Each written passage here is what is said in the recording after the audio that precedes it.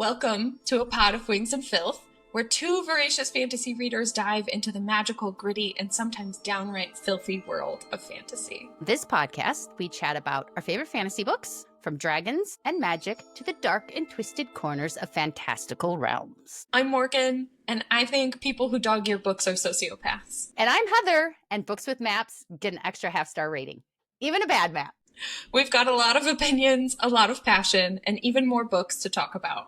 So grab your favorite brew, maybe a magical artifact or two, and join us as we get into all things magic, wings, and a little bit of filth. Content warning. Expect spice, swearing, spoilers, and strong opinions on dubious character choices. This is an adult show meant to discuss adult things, unfiltered for an adult audience. If you're not ready for unhinged fandom energy, turn back now. Otherwise, spread your wings, grow your horns, and let's get filthy. Hi, Mo. How are you? Hi, I'm good. How are you? I'm excited. It's our first real official show. We're doing the deep dive. Deep dive. We are deep diving the Serpent and the Wings of Night today. We're going to start with the prologue, part 1 and part 2. And Morgan is going to tell us what happens in those. Yes.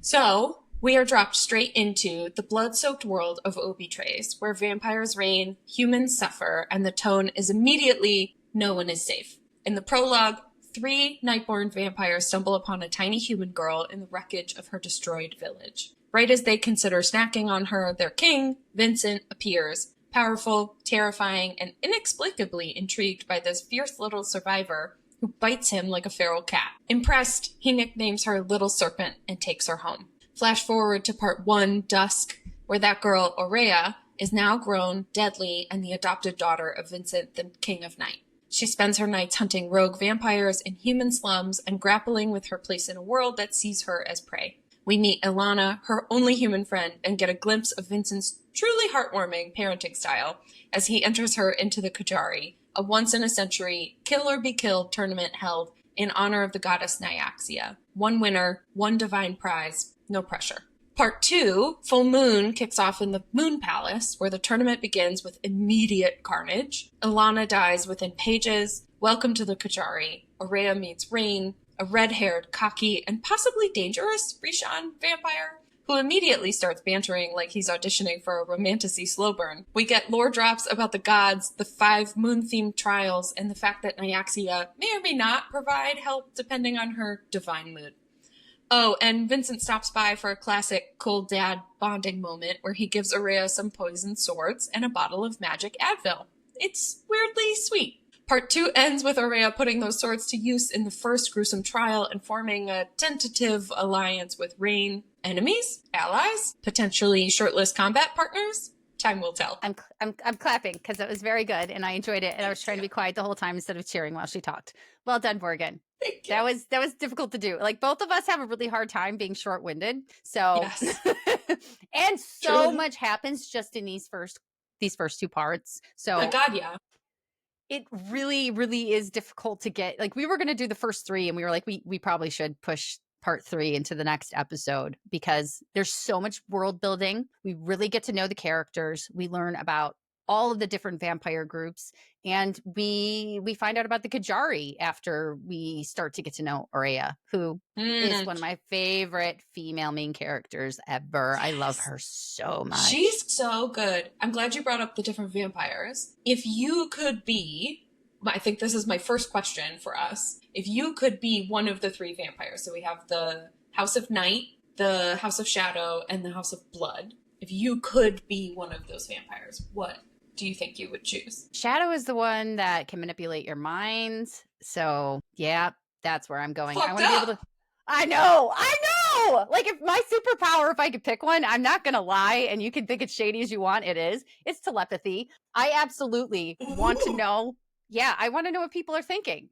That's my real life, like existing in the world. I'm like, what are you thinking? If I meet a new person immediately, even if I don't like them, I'm intrigued because I want to know what makes them tick. That's just me.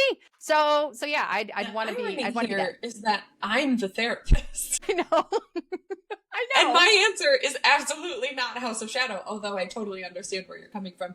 I think my answer is House of Night. When we read I think we get our first view of the Asteris magic, which is like the starborn, basically like it kind of has star magic in it. Um, I was I was like, all right, I'm in. Sign me up. Someone suck my blood out. Yes. Also, this is serious vampire. Like, this is the first vampire story that I read probably since Twilight, and that was like 15 years ago. That was literal, like real vampires, real vampire lore, new world. And I'm an Anne Rice girl. So I started that 30 years ago when I was 13. I began that journey and I fell in love with vampires. And then I became a Buffy girl and fell in love with vampires all over again. So there were like this 10-year period of my life where I was just living the vampire lore until I think I hit Twilight and I went, I'm done with the vampires for a while. This is not going in the direction that I want to. I'm reversing here. I started with the adult Anne Rice as a 13-year-old, and then I end up in Twilight. Funny. It should have been a reverse on that. Yeah, I was gonna say, I think I came to vampires late. I don't think vampires has been my like fantasy journey until Carissa Broadbent, which by the way, shouts out to Carissa. We fucking love you. Love you. I'm obsessed with your work deeply. And also I kind of want to know what's wrong with you. Like, are you well? Are you okay? Because the way she writes some of these stories, I'm like, some of this must have been real to you at one point, and I'm sorry. Yes. There's some devastating storylines. But yeah, I didn't come to vampires really, right? Like, I was the Potterhead kid, so there are only a few vampires in that story, and they are truly evil. I never read Twilight because I thought I was better than it, which, you know, I can attest that's not true. But I still have never read Twilight. But like, I didn't come by vampires very much. That just like wasn't my jam. And I, just to be clear, fucking love this book. This book is an easy 5 stars for me across the board. Yes, absolutely. And this was yes. This is in fact, this is in my top favorite vampire books ever. Period. End of discussion. It's right up there. That's how good it is. Because what Carissa does so well is her books are incredibly immersive. So you step into page 1, and to be clear, the prologue, I am not a fan of starting with a memory from the past or interludes or that type of thing. Not to start off a story. I like to jump right into the action.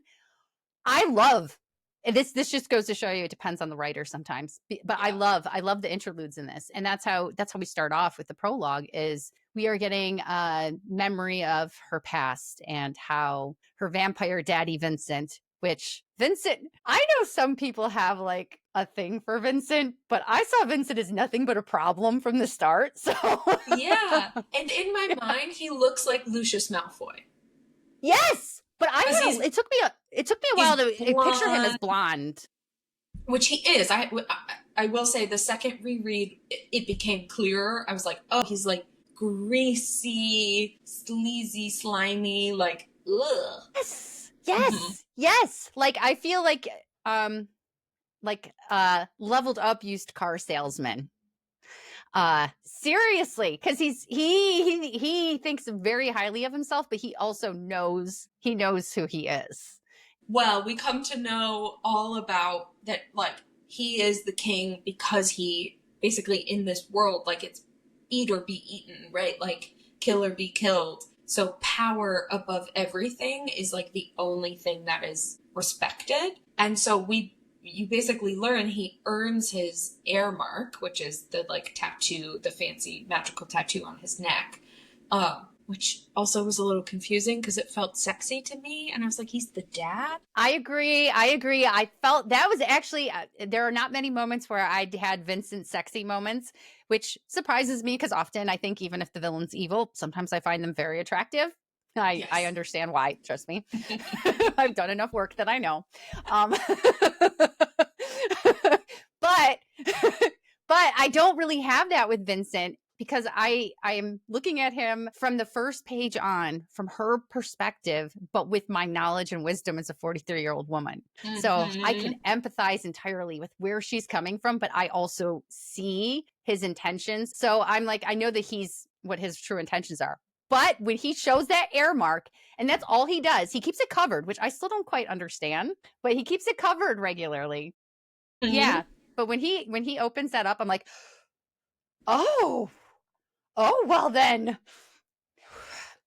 Stop it. I hate you. I am not a fan. You are a bad daddy. One of the notes I wrote was, so he comes to the Moon Palace at one point to basically at the beginning of the tournament to like greet all of the contestants with the creepy fucking minister. Yeah. And I wrote so like creepy.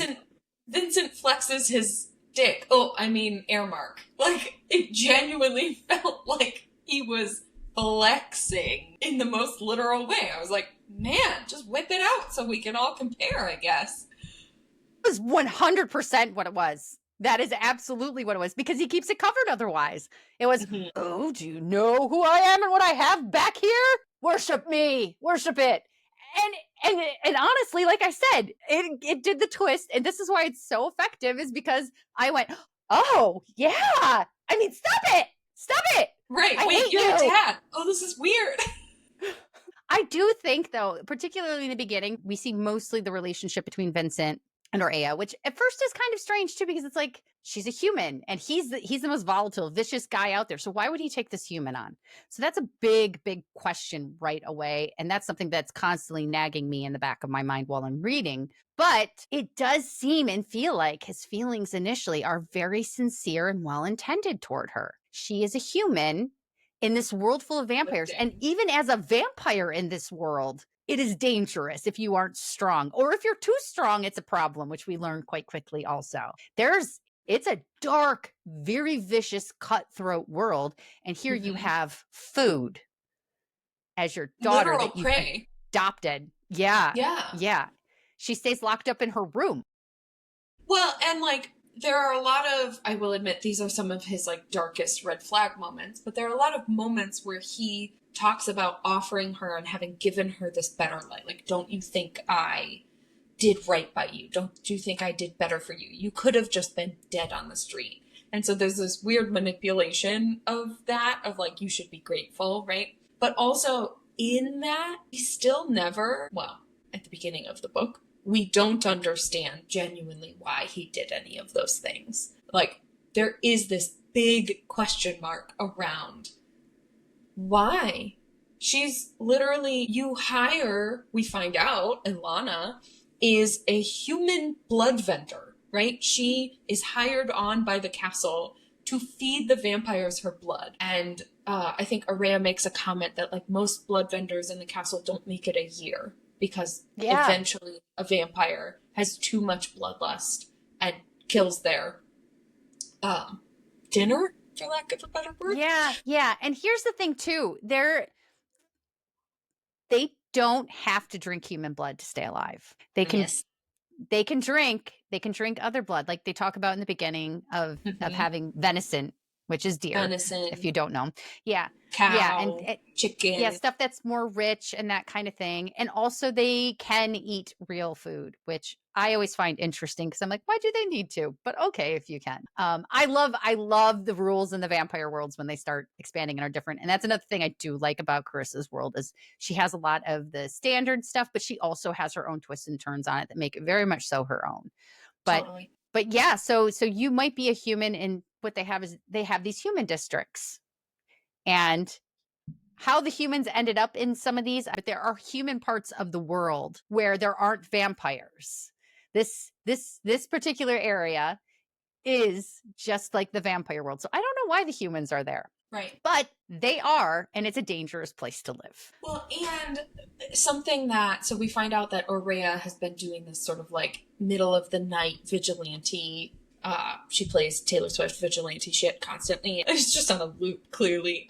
She goes and she murders vampires who are hunting in the human districts, because those human districts are supposed to be protected. That it's supposed to be either the humans choose to go to the castle and be blood vendors, or they're supposed to be able to live safely in these districts. And it's abundantly clear that no one, including Vincent the King, actually protects the humans from that. And so Oraya goes and sort of acts as this vigilante, murdering the vampires who are killing humans. But we sort of like, it's this like cognitive dissonance happening. This is supposed to be safe, this like veil of safety. that's not real. Not at all. It's so not real.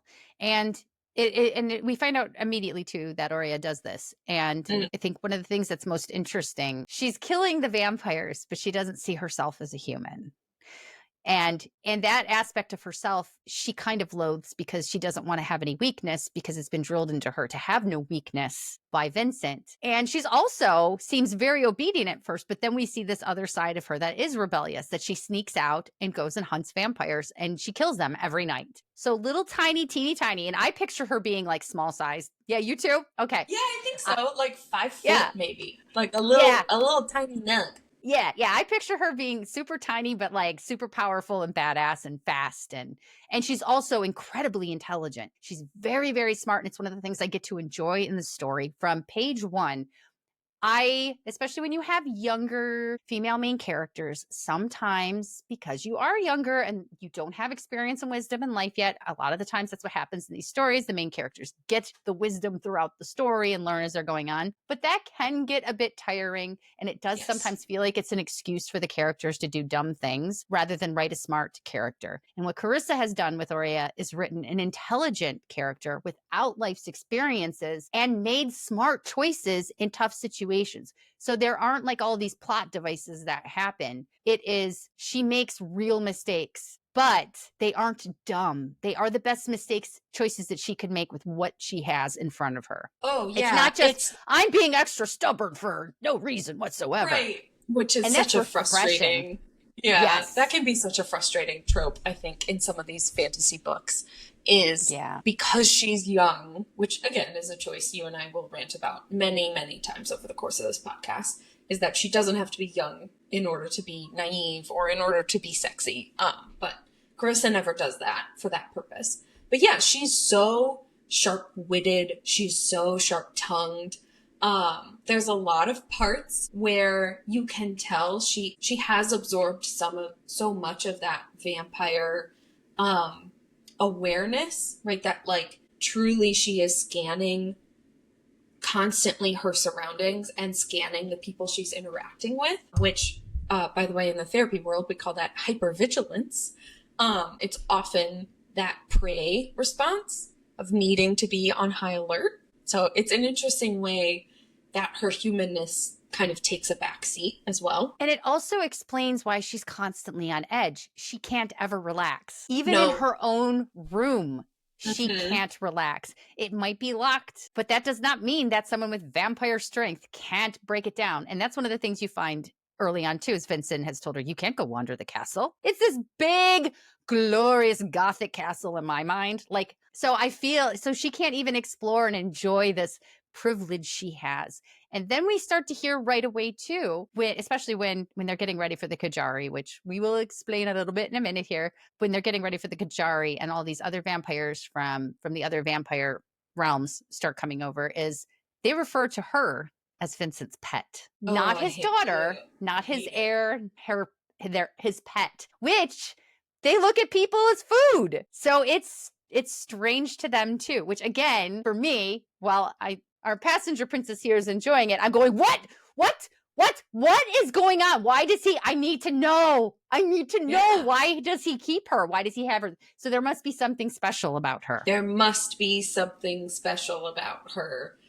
It's such an interesting part of the story, right? We find out as she enters the Kajari, here we go, she is the only human contestant, period. The only one. Has there ever been a human contestant before? I don't know. She is literally entering to be quite frank, horrific competition for the sake of, we kind of find out, his benefit, ultimately, and at great immeasurable risk to herself. Which also makes us, and just begs the question of, again, this is his pet, and for whatever reason that we do not know, that he's kept her so safe for so long, why would he put her in that situation? And yes, he's trained her. Yes, he's I mean, essentially the best term I can think of for what he's done to her is groomed her. Yeah. He's groomed her. Yes. He has 100% groomed her for this entire situation. And I think once we start seeing his changed behavior, which happens pretty much when the Kajari starts, is when we start seeing Vincent change. That's when you start questioning what are your intentions, sir? What is this about? And because now you suddenly don't seem as concerned with her welfare as you were in the beginning of, you can't leave your room. They will eat you. So now I'm going to throw you to them. The literal wolves, right? And even while you're in there, even though everyone knows who you are to me, and this one's just always an interesting in the fantasy worlds where we get like monarchs and royalty and shit like that. When he shows up in the Kajari at the Moon Palace at the beginning of the tournament, and flexes his air mark, air mark. Anyways, Same thing. He doesn't acknowledge her at all. Right? He doesn't make eye contact with her. He doesn't look at her. And she sort of has this moment of like, oh, okay. And she flags it. And then she kind of, she does her toxic experience, which we will get into as well. These are some of her red flags, is that she writes it off, or she explains it away, or she finds a way to reframe it as a good thing of like, oh, he needed to do that so that people underestimate me, which will be a good thing. And it's like, no, ma'am, he might just not give a shit. Exactly. And as we've said, she is really intelligent, but she has no experience. And she's been isolated her whole life. So the only person she knows that she can trust is Vincent. And until she's around other people, even if they're vampires, which she has been told her whole life, all of them will just eat you. You're a prey. She can't make friends with them. She can't trust them or their intentions. And why would she suddenly stop trusting Vincent? And for a while, she does. She does continue to trust him. But another thing that I do like about her that stands apart from a lot of other female main characters is she does start to take note of his changed behavior. And she does start to question it. And she does it before somebody else points it out for her. Mm-hmm. And I appreciate that. It happens very organically and very gradually, which is also frustrating because us as readers are like, what is happening? This guy is not good. He is not. And because you as a reader know better, or you might know better, maybe you haven't jumped on that this is a problem yet. It creates and elevates all the tension in the story, which you're already worried because you're like, how is she going to survive? How is she going to do this? This is absolute lunacy. Even though we know she's capable, everything we've learned at the point of her getting involved in the Kajari is she's going to die. She's going to die. And I don't know about you, but as I was reading it, I kept noticing like, I just didn't feel like I had a good enough reason. And I could tell it existed. It existed for her. It existed for Vincent. But I, as the reader, didn't understand why we were doing this. Yeah. Genuinely, like, why are you here? Why are you here? Why are you putting yourself in literal peril for what? And again, we find out that the winner of the Kajari gets one divine gift from Nyaxia herself, the goddess, who is the creator of vampires. And like, ugh. Vincent is the one who's already chosen for her what her gift will be. Right. He has already told her what she's going to do so they can rule together and be super powerful. Why would he do that when we have learned right away that they do not share power? In fact, heirs, what happens right before the Kajaris, they have this dinner and they have people from House of Shadows and House of Blood, and they come in and we get to meet a few of the characters.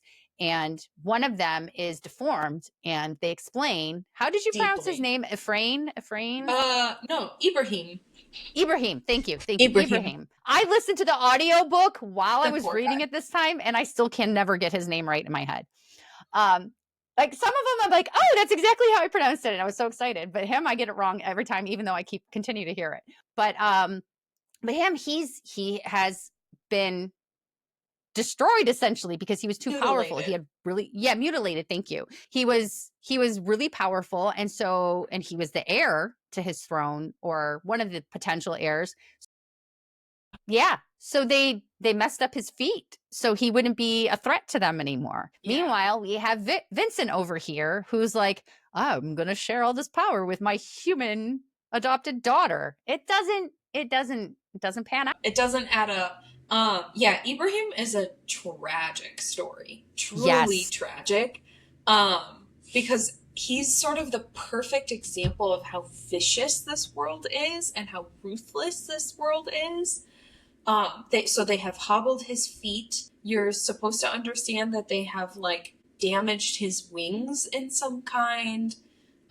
there are like, they plucked out his canine teeth so that he couldn't feed appropriately, which is like, what? As a vampire, that's insane. It's awful. And that's the thing about the hierarchy, which, as we said, is like incredibly ruthless, but also I don't entirely understand. And I'm kind of enjoy the fact that I don't understand all of their culture entirely, because we really shouldn't. But it is why would you have a child? Why would you have an heir if this is the case? You'd think you'd want to be childless. Again, which brings us back to Vincent of why would you take in a human child and create this child? Yeah, and create this vulnerability for yourself, because that's what they all attempt to do, is not be vulnerable in any way, shape, or form, because it's so ruthless. But also what his character does immediately, which we all at this point were like, oh, all the vampires are pretty much, other than Vincent, maybe, kind of maybe, are evil and vicious and we should hate them all. Immediately, we already have drawn empathy for one without having even interacted with him yet. Yeah. Which is actually kind of a funny way of thinking about it, of like, inadvertently, we feel something. We feel drawn to him. We feel drawn to Aurea. I think even the experience in the prologue where she bites his finger, so we understand she's like this little tiny injured human kid who's like trapped under the rubble of her home, and he reaches out a finger, and all I was picturing, by the way, when he's doing this is like you're handing a dog your hand to sniff. It's like, she's a person, like, okay, sure, but he reaches out a finger and she bites it, and she bites it so hard that she draws blood, and she doesn't let go. And his whole spiel about that is like, she knows she might die, likely will die, and is looking death in the face and basically saying, fuck you anyways, which is one of the reasons you're immediately drawn to her. That's why he calls her Little Serpent. But you're like, but why is that attractive to you, man? Like, what do you want out of this kid? Like, he might respect it and be curious about it, which fair enough. Because we all are. And exactly that. So why didn't you kill her? But we also, in that first scene too, it sets her up for us because, and this is one of the things I like about her, and I admit it's totally a personal thing too, is she uses her anger as a strength. I have overcome a lot of rage issues over the years, but I am to the point in my life where I now can use it as a strength. And I can filter it and use it for good most of the time. Not always, obviously, but most of the time. So when I was reading this too, I had just come out of like a part of my life where I was like feeling that really hard. So reading this and seeing that mirrored to me, and also obviously in a way cooler way, I was like, this is really great. And also because I don't see that reflection too often. And because the anger so often is looked at as being a flaw and a bad thing and something that we should control and we shouldn't necessarily experience and feel. We absolutely should. And she goes a little far in the other direction with it, but she uses her fear the same way. She uses her fear and she uses her anger as a strength. Because that's what she has. She uses the tools that she has in front of her and she exercises the shit out of them. And I love that. It's resourceful. It's smart. It's survival instinct. It's biting the person that's going to probably be your death bringer as a child. Like, okay, if I'm going out, you're at least going to hurt. And that's at her core who she is. Oh, truly. Okay, we got to talk about Rain. Yes. Okay, I am going left side, but oh my gosh, if you were to create a main male character for me that was just for me, it's Rain. Oh my gosh. He's so beautiful. He's dreamy in certain ways, which is interesting. I just want to be clear. We are talking about a bloodthirsty vampire with feathered wings, and we are swooning loudly.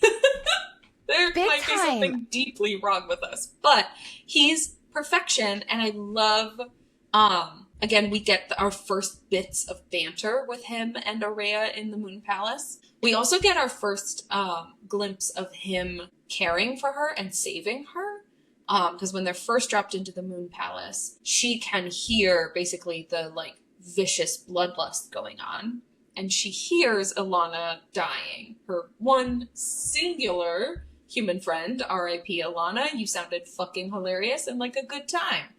I know. This like old baddie woman with the fabric. I'll never understand the fabric. Smokes I don't cigars. even know. Yeah, exactly. Like she always smelled like cigarillos or whatever. Yeah. But Rain, basically, again, could have chosen to murder Aurea on sight immediately, doesn't, holds her back from going after Alana because he knows if she goes in there, she will just become the next human prey in this horrific bloodlust. And she stabs him in the thigh. He basically says, thank you, and she runs away. Like, yeah, it's great. It's great.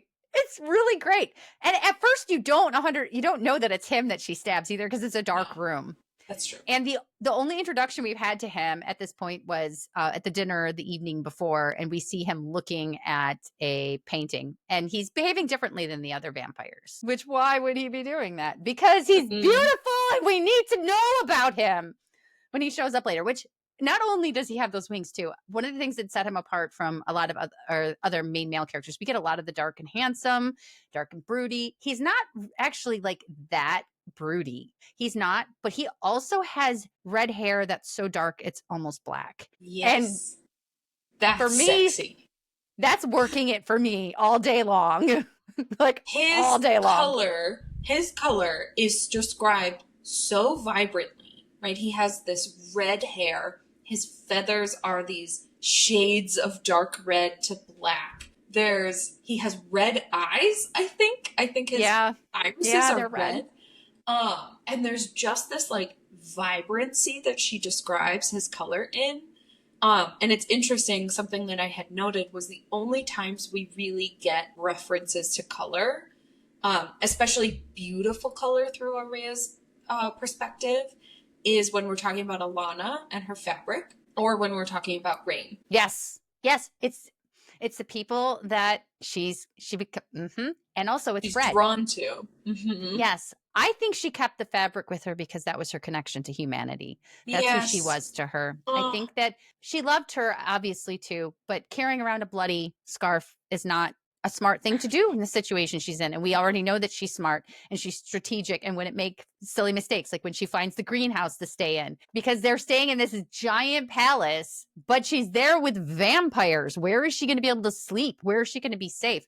So she finds a greenhouse outside, and that's great for the nighttime and the daylight hours. But yeah, that was actually she's isolated herself again. She has. That was something really interesting I found in the way Carissa sets up this book. It is as if, right, like you are truly dropped into the world. Like it begins, it happens. Like it's not narrated to you. It happens as Aurea is experiencing it, which is my fucking favorite way to be dropped into a fantasy world. Let me learn with them as they are experiencing it. It's visceral. Yes. I'm going to remember it more. I love it. And so it took me, again, passenger princess over here, it took me a few chapters, probably 5 or 6 to be quite frank, to realize that, of course, they're vampires. They don't like the sunlight. This is like a well-known vampire thing. So they all sleep during the day. She is also on that schedule. She has learned to sleep during the day because even though she's a human and could totally be out and about and like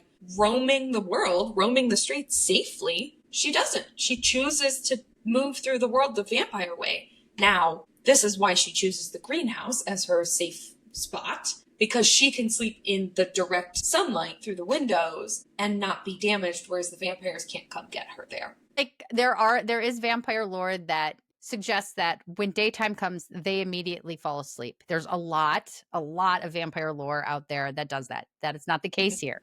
So if she were inside, they could get to her. So like Morgan said, it's quite genius. Yeah, it's really interesting. But with Rain, so we get our first bits of banter with Rain in the Moon Palace. And I just adore it. Like, it's just wonderful. It's so delicious to me. Like, it is. It's okay. So you get a lot too, but there's a little bit like borderline bullying or like straight enemies to lovers that they're true enemies. These two he's an enemy to her. Yes. But she is not an enemy to him at all. And he's very clear about that at first. There's no him coming at her. In fact, from the beginning and straight on, he banters and he challenges her, but he doesn't fight with her. And I love that too, because right away we're like, oh, okay, first, how is he interested? First of all, yum, very yum.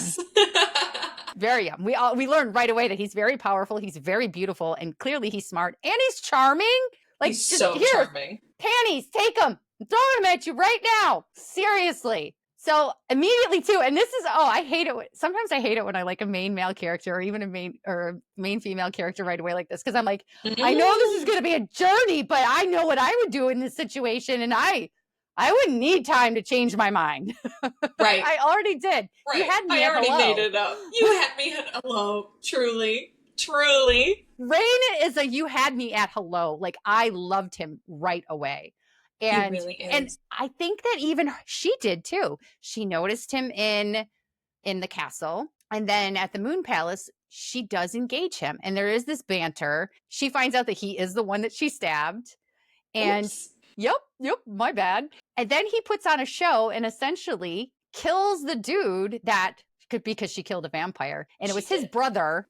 And so he destroys in this very, very whereas Victor was like, here's my dick. Right. Rain is like, I'm not even going to flex and destroy you because he showed his magic. Casual. He's so casual about it. It's something that Araya notes many, many times is how often he downplays his power. Like, he makes a point to make it seem like he's not working that hard, but he is that powerful. Truly is that power. He blasts this guy to fucking smithereens with his Asteris magic that I love. It's so cool. This like dark star wielded from by the stars. Yeah. Right? Which like I'm again, give me some Resand energy. Give me the stars. I'm good. Like I'm all in. Same. But it's the most powerful magic. And he just blasts this fucking guy in a way that is just like, and then he goes and sits down and eats dinner. He's like, what? That's not a big deal. Whatever. Yeah, not at all. And in that capacity, and which continues on throughout too, and you get to see the parallels because they are directly lined up against each other as it goes on a bit more. But you see that he is pretty much the antithesis of Vincent. Yes. In every way. In the way that he talks to her, the way he treats her, the way he behaves, the way he treats other people, the way, in every capacity, even the way he looks. And it turns out they're both from the House of Night, but there are two different factions in the House of Night. One is the Rashan with the feathered wings. That would be our lovely Rain. And then we have the Vincent side, and they are the Haj. And they have like the skeletal, like more like bat type veiny wings and whatnot. And they have been at war for some time. And Vincent wants to destroy them entirely. We don't really know why. Well, it just sounds like it's been going on for a long time. Yeah. Right. We get a little bit of info, especially as they're talking about Nyaxia and the tournament. We find out that this goddess is maybe not benevolent in any way. Like she's not kind. She likes her. There's a line that comes back a few times through the book. She likes her children to be squabbling, which is, sounds like a fun, good time. Sounds really chill. The like holder of all of our vampire magic. And so my theory, and I think what we find out as we go along, is that she creates this tension between the houses. So they are constantly battling for power. Yes. And that's something, it's not, I wouldn't say it's a common theme, but it's one that I do enjoy in some capacities, where I see creators do this with godlike characters, to where they don't make them benevolent. They don't make them all good or with good intentions, that they can kind of just be assholes. They are also deeply flawed. And personally, I love it when that happens, because I think gods are all assholes. Yeah. Well, it feels a little bit, right? Like these fantasy stories really go on a journey about religion and often create their own religions, and sometimes they're bastardized forms of the religions that we have now in the real world, and sometimes they're not, which obviously this is not. But the idea that those gods and goddesses basically have their own bullshit going on, and even though they're all powerful and hypothetically, right, we think that life would be easier or better or more peaceful if I had all of this power. It's not. They're jealous. They're petty. Fucking whiny. They're really petty. Yeah. Petty. I was going to say whiny babies sometimes. Yes. Yes. There's a huge part of what we find out as we get the first trial in part 2, that each of the trials mimics or represents a part of Nyaxia's story. So we have the White Pantheon, which is basically the collection of gods that Nyaxia has been shunned from. And the reason that she did was because she fell in love with another god. Apparently, that's not allowed. The god of death, Alarus. And so this is her story of being shunned from the White Pantheon. So the first trial, the full moon trial, is basically her having to battle her way through the levels of death, basically, to get to her love. That's one of the things I love about this too, is I love trials. I fucking love trials. It is so my jam. So I did not know that was going to happen. Yeah, I did not know that was going to happen when I started this book. So I just knew vampire, and I saw a bunch of people recommend it, and I was like, all right, I'll pick it up. This was a long time ago, and I started reading. I'm like, oh, I didn't know. Oh, I love trials. Trials are so good. They're just a really good vehicle, I think, for these stories. It's interesting. We get Nyaxia's journey to being shunned from her collection of gods. But along through these trials that represent that, we get Aurea's journey, basically to herself and becoming more herself. Yes. And I also like that this also goes over the span of several months. This is a long period of time. It's like, I think it's a couple weeks between each trial, maybe a month, but there is a long time that develops in between all of this, which also, to me, I mean, it's fine when you have like the 24-hour romance. I'm fine with it. I'm not complaining about that at all. Yes. But I feel like I can appreciate it more when time has lapsed a bit too. Oh, I like a slow burn. I like a slow burn enemies to lovers. I like a slow burn will they, won't they. So this is a slow burn of these trials and this journey in the Moon Palace, which also sounds, I'm going to be honest, the Moon Palace sounds like a pretty fucked up place. Yeah. At one point, it's a cool name for a fucked up place. It's a really beautiful, which is an interesting contrast, I think, right? The moon is this like beautiful, pretty, glowing thing. But all of these are like horrific, bloody, gruesome trials. I'm like, what? Anyways, at one point, Aurea notes that the floors of the Moon Palace are what she thought were white tile. No, they're made out of bone shards. Yep. Shards of bone. It's pretty gross. Yep. That's just fine. I love dark gothic stuff. And even for me, I was like, ooh. Not sure I want to stay there. Maybe not for me. Maybe I don't know. But again, the visualization of that, also just that small detail, it really, really does kind of cement the type of world that it is again. It just reinforces that. And like you said earlier too, about being on the journey with her and learning as she learns. Also, I prefer the stories to be told that way. Totally agree with you there. But at the same time, that's kind of like what we get with the story. We learn by observing. We learn by these little pieces. And this is not the case with all authors, but it certainly is with Carissa. I feel like every single sentence and every single paragraph must be read and absorbed. Yeah, means something. If I check out, which sometimes I could go through a whole page and be like, oh shit, what was I reading? I must have been daydreaming while I was reading. This happens to me often. So sometimes I won't go back depending on the book. I'll just skim it and see, did I miss anything important here? With Carissa, I'm like, I am going all the way back and maybe even before that so I can get in the same mood I was in to read that part, because I don't want to miss any of it. Because little pieces like that are so impactful. Yeah, you never know with her what is going to show back up in a deeply meaningful way. I think even some of the banter with Rain at the beginning, you're like, oh, he trusts her already. Like, you go back and you realize, like, oh, he already trusted her. He was ready. He was all in. And like, whether it was, whether he sought her out. Yeah, he sought her out. He did not underestimate her. He's one of the few people that doesn't. But also, you just never know with Carissa. Truly, you never know what page, what sentence, what paragraph, what word is going to come back later and be hugely, hugely meaningful.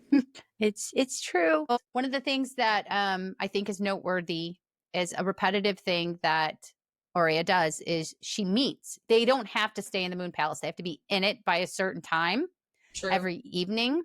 but you are allowed to leave in the meantime. And she sneaks and she meets Vincent. Every night she shows up. He does not. He does not always show up, which I He dislike. Big time. It becomes very clear very quickly that the dynamics of their relationship are all about control and him controlling it. And she is, in fact, a pet and a tool to him. We do not know why, but you get to see the side of him that comes across in her mind as loving and supportive.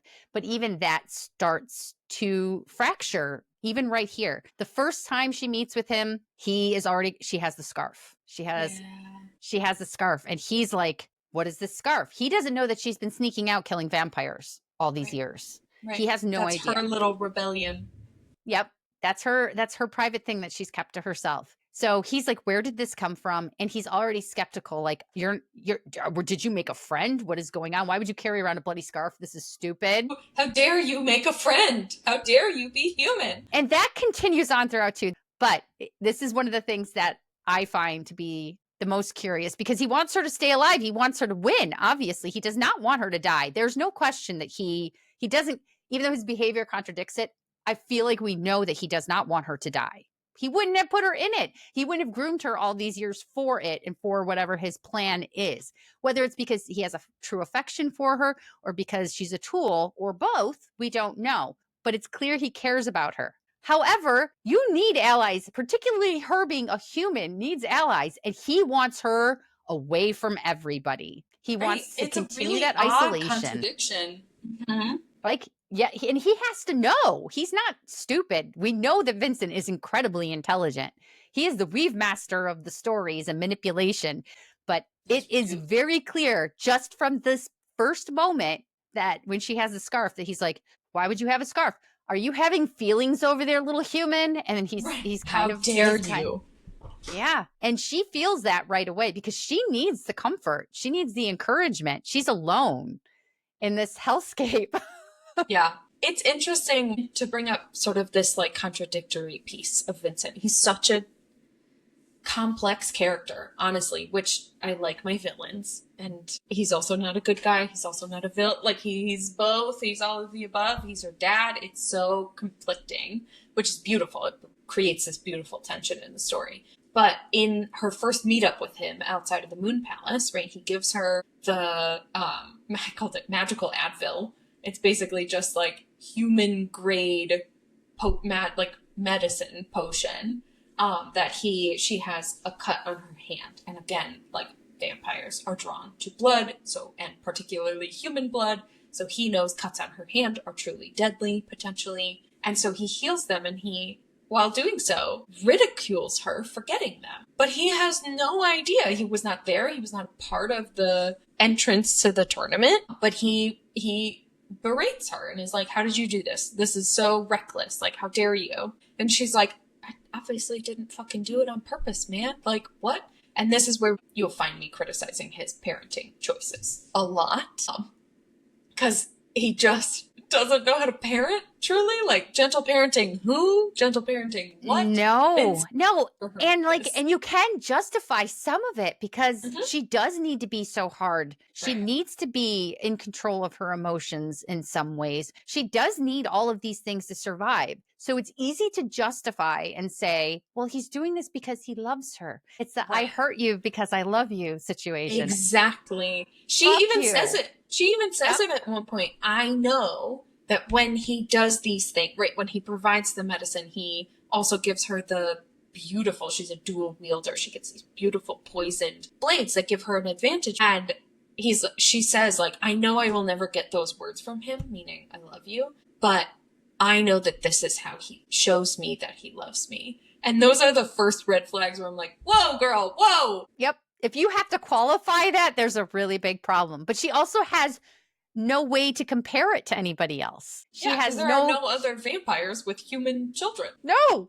And she doesn't have human friends and she doesn't have vampire friends. All she has is him. And that's another really interesting thing that we see really prevalently in the first two parts is she has Vincent's voice in her head all the time. She's repeating the lessons that he's given her. And I love it because the repetition of it is also realistic. And I'm someone who has that. I hear friends, I hear families' voices in my head telling me things all the time. I'm like, oh, they would have said to do this. They would have said Fun to do that. fact. Those are called introjects. I love it. I love it. I love it. I love learning things too.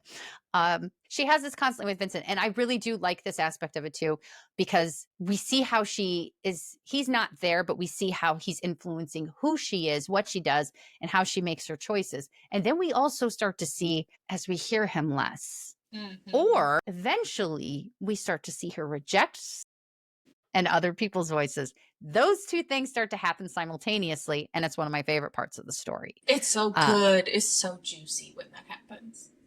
Because you feel like Aurea is finally starting to get her own sense of self when that starts happening, and it's really beautiful. It is. And this is one of the things that I think that Vincent couldn't have predicted, and I think it's probably the reason why he didn't want her to become friends with anybody, is so she didn't have a different narrative to contrast his. He sure as hell didn't want her making friends with Rashawn, who was going to tell her that he was a bad guy. And that's exactly what happens. And not only do we get Rain, but we haven't talked about Mish at all. Mish. And we get her briefly. We only get a little bit of Mish in part 2. Yeah. About Mish. She ends up becoming a huge and important character in the series. But she also, where we realize too, Rain is very different from the other vampires, and we don't know why yet, but he does seem different than the rest of them. She is even more so. She's this blonde, bubbly, just like force of life. Yeah. And she's funny. And I think Morgan used the word cheesy, which normally I don't like, but it's so perfect for her. And I know that she meant it from an endearing, loving place. Yes, absolutely. Because she is one of my favorite characters in anything ever. She is so lovable. Yeah, she is so lovable. I instantly fell in love with her. I was like, she's so delightful. So dark. Everything is so dark. And I have no problem getting absorbed in total darkness. I love dark romance. I love dark stories. But I feel like we need her. Yeah. We need that little bit. She's a reminder of hope. Yes. But Mish is snarky in ways. You find out that she and Rain have this like sibling-like relation. Like they're allies from the jump. The two of them are connected from the moment they're dropped into the tournament. And Aurea sort of joins their little group. But Mish is just a light. She is goofy. She is snarky. She's silly. Like there's all of these just like lovely. I just think of Mish and I think of warmth. She has this like curly hair, truly bubbly personality. She's just wonderful. She's amazing. There are people and characters in shows, in movies, and books that I feel like are the coveted characters that we must always protect and love. Like on Buffy, it's Willow. On Bones, it's Angela. Angela, she is the best friend ever. I love Angela. Angela must be protected at all costs.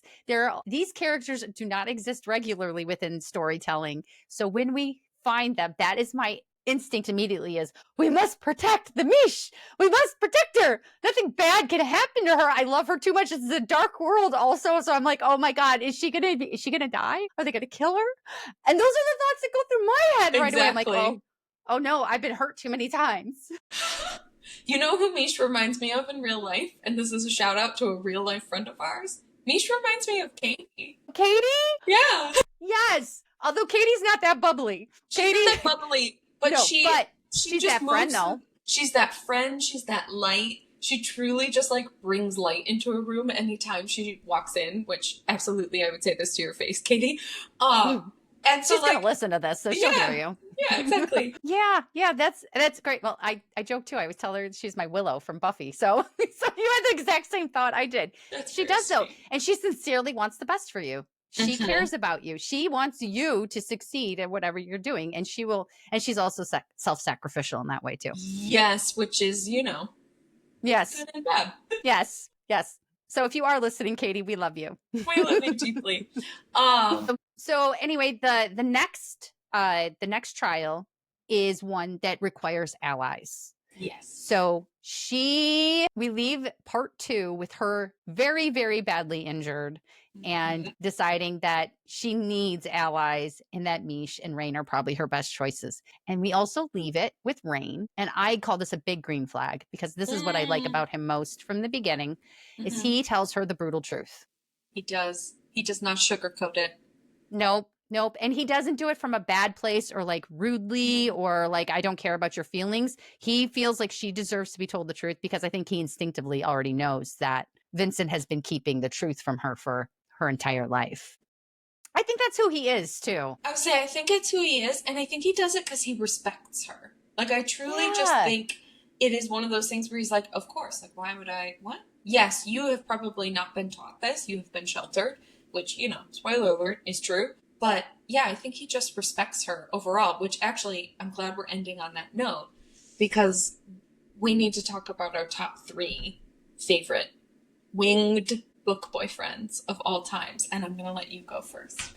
Okay, so are we counting down from 3 to 1? Go however you want. Okay. There, surprisingly too, when I started thinking about it, I'm like, there actually aren't as many winged guys out there as I thought. Certainly. And by the way, we are going to specify that we are not bringing shifters into this. Otherwise, Rowan would be my number 1, and I wouldn't even want to talk about the rest of you handsome men. I wouldn't talk about anyone else. Because that's my guy right there. I'm marrying him. I'm the wife. Sorry, Aelin. Bye. No, I love her too. I just want to be a part of it. Let me join your marriage. Just add me to the throuple, please. That's what I need. Yes. Yeah, I'm totally fine with that. So for my number 3, it's not entirely a big surprise for anybody, I'm sure, but it's Cassian. I mean, he's okay. I'm going to say right away that he is not the guy that I would want in my life now, but 20 to 30-year-old Heather, he's perfect for. He's so sincere. He is exactly what you see is what you get. And he is all testosterone and man. And which is impressive because he's so emotionally intelligent as well. Yes. It's that beautiful combination of having both of those sides. And I love that dynamic. He just is perfect. Also, I would not fuck with him at all. Never. At all. He would whoop some ass, and that is sexy. So that is the Lord of Bloodshed. Yes, correct. Yes. Okay. My number 3 is Hunt Athalar from Crescent City. I love Hunt. He is sexy.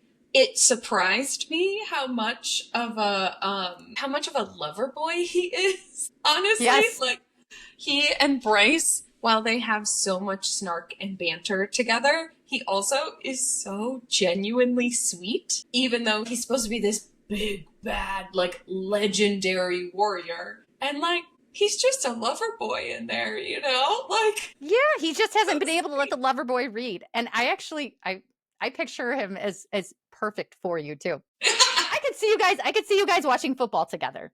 Like, love totally that. Completely. Yes. And Ellie sitting on his lap. Sorry, Patrick.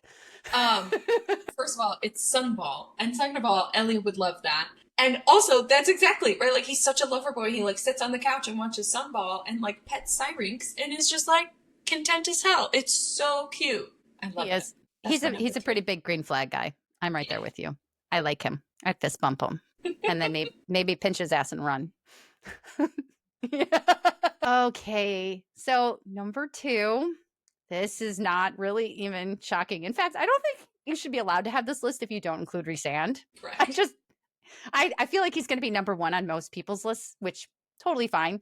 One of the only reasons he's not my number 1 is because I'm still really upset about the whole not telling Feyre about the pregnancy and all the things with it. And I know that's not actually his fault because he was written that way. And I feel like it's...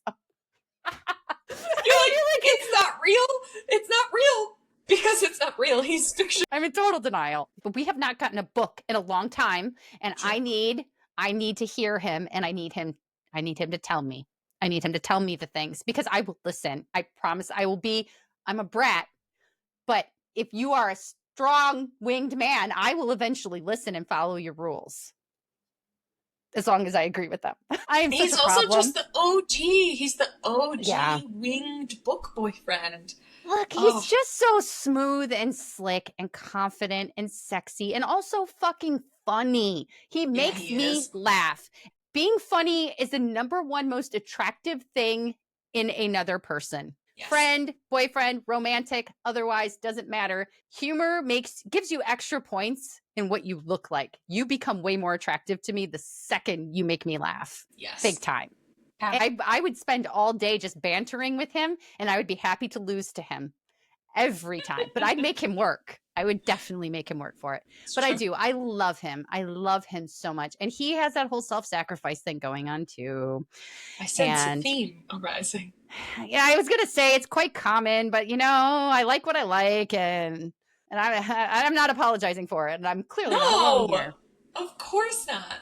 Okay. So my number 2 winged book boyfriend is Rain. Yes! From this book is Serpent in the Wings of Night. And to be honest, I think my favorite bits with him come in the second book. I won't spoil anything, but wow, oh my god.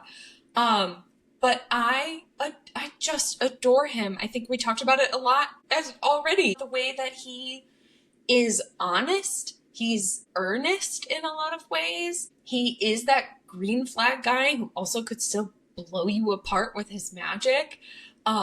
He will fly you with those wings. Oh my god. But the colors, the richness, the way she describes him, the way he does throughout the story sacrifice for Aurea in a lot of different ways and respects her, which is honestly why a lot of these men are on my list, is the respect that they have for the female main character, the way they don't underestimate, and often they will empower and push forward these women in ways that make them better. That's just so fucking sexy to me. Yeah, that's why he's my number 1. Yeah. Yes. Yeah, he's my number 1. And it wasn't even a question. I knew it. Rhysand might have been my first, but Rain is my forever. Yeah, I love him. I love him so much. And he is flawed. He is not perfect. And he knows that he's not. Mm-hmm. And he is aware of it. And for all the reasons Morgan just said, he's strong in his own right, but but he also isn't chasing power. His mission is a good one, and it comes from a good place. And we see what a good friend he is. We eventually see what a beautiful lover he is.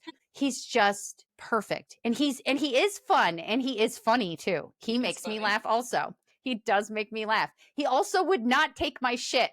And I need somebody that can push back. I cannot. I do not want to be with the pushover. I need a strong counterpoint. I need somebody to be like, no, honey. No. And that can be fun too. Yes. But he cares about how she feels about everything. He cares about her. He puts her before himself constantly. And he wants to see her do well. And physically, I mean, he's exactly my type in a nutshell. Just, yes, everything about him, the way he's built, the color, the fucking red. Oh my god, the dark red. That is so so sexy. It's so sexy, truly. We're sitting here panting over here. It's warm in here anyway, but now I'm like getting really hot. I don't even Yeah. But seriously. I was gonna say, so my first and I think my forever will be Rhysand. And specifically from A Court of Mist and Fury. Yes. Chapter 55 just lives in my brain, rent-free, in perpetuity, forever. It will never leave. I understand why he has gone down a few pegs for a lot of women and a lot of people after Silver Flames, but my argument is, again, to the day that I die, is that we got that from Nesta's POV, and of course she would see it like that. There probably was more nuance that I am giving a fictional man in a book that doesn't exist credit for. If there's ever a time to do it, it is now and in this situation.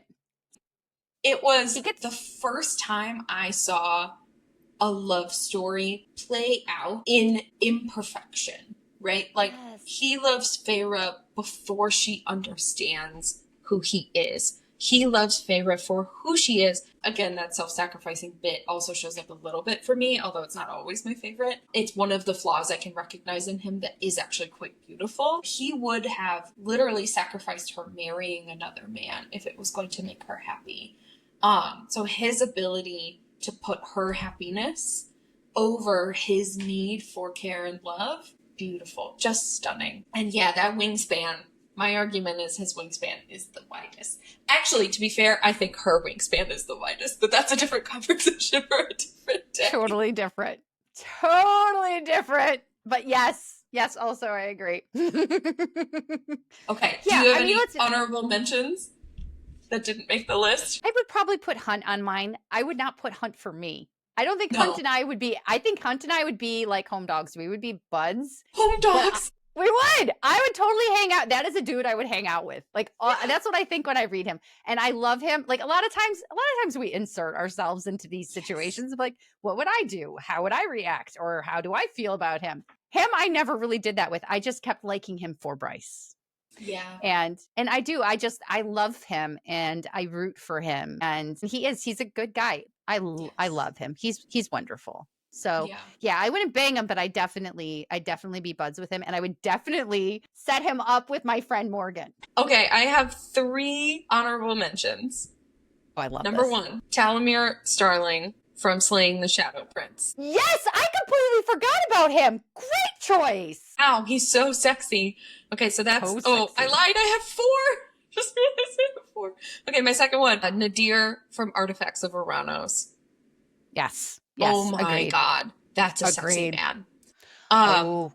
And this one is a little bit of a spoiler for Crowns of Nyaxia, but not really because I won't go into detail about it. But Asar from The Songbird and The Heart of Stone. That scene with the piano. I don't know what else to say. Actually, you know what? That's what I should get tattooed on me. Yes. And then 4 is Nyktos from the Flesh and Fire series. That is a sexy winged man. And also sexy from the perspective of just the sheer amount of power he has. And chooses to not do just bad and death with. See, that's a thing that I think that we don't touch on enough too, is when you have the power, but you don't use it because you don't need to. Yeah. You don't always have to flex that dick. I mean, Airmark. Nope. I mean, dick. And this is why we have content warnings. But in fairness. Okay, I think we covered it. We covered it. Is there anything else you would like to add to our first official show? Woo! No, I'm just so excited to get into part 3, 4, and 5 of this book. Oh my God. They're so juicy. There's so much good stuff in there. Yes, this is absolutely one of my favorites. This book in particular is one of my favorites ever. It's just, I love it. And rereading it again is so much fun. I'm just thoroughly enjoying it. So much more now. It is. So Morgan, what are you currently reading? And where can everybody find you on the interwebs? Good question. I am currently reading 5 Broken Blades by Mai Corlin. So good so far. I'm so excited to see where it goes. And you can find me on Instagram at Mo DeRocher and Storygraph at Mo DeRoe. How about you? I am currently reading Hopeless by Elsie Silver because I have decided I like her contemporary romance books. They are delightful. This one right here, I had to pause because I was right in the middle of a sexy scene right before we started recording. Oh, my bad. But with these, I'm really enjoying these. They are so much fun. I've been using them as palette cleansers after finishing something dark. I've been picking one of these up and reading them, and I crush them in like a day or two. They are just so delightful and fun. I love it. And you can find me at heatherbaxendale.com. I have all of my podcasting stuff on there. You can find all my socials. Follow them at your own risk. My author account is probably the safest one. And also my books that I've written are on there too. You may check them out if you like. They're fun. We'll be back with our next episode, our first buddy read, which will be Emily Wilde's Encyclopedia of Fairies. Feel free to join us on our buddy read on our Storygraph accounts. All of the information will be in the show notes below. And that's been our show. Stay filthy. Thank you for listening to A Pod of Wings and Filth. This show is hosted, produced, and magically created by Heather Baxendale and Morgan DeRocher. The music used is by Kevin MacLeod at Incompetech.com. You can find our podcast on all streaming services and at wingsoffilth.podomatic.com.